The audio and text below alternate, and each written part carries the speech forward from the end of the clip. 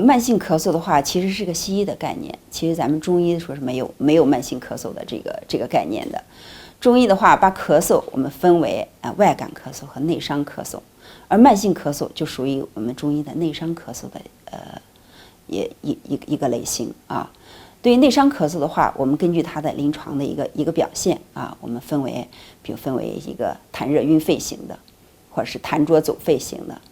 还有一个肺脾气虚型的，还有一个就是阴虚肺热型的啊。我们进行了一个临床，我们进行一个4型的一个辩证分型，然后根据它的一个分型，我们采用不同的一个方法和不同的方药。那症状肯定是有不同的啊。如果是痰热晕肺型的啊，这种孩子的话，咳嗽可能咳的是黄痰啊，痰也比较的多，同时伴有一些舌苔的厚腻呀，或者是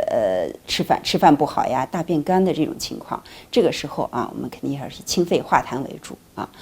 还有个痰湿阻肺型的这种咳嗽，咳痰不利或者是白黏痰啊，这个时候我们肯定要以健脾化痰为主。还有一个肺脾气虚型的这种咳嗽的时间比较长，或者活动以后咳嗽，或者是连声咳，孩子同时伴有的这种倦怠呀、乏力啊，或者汗多这种情况，这个我们肯定要健脾补气啊。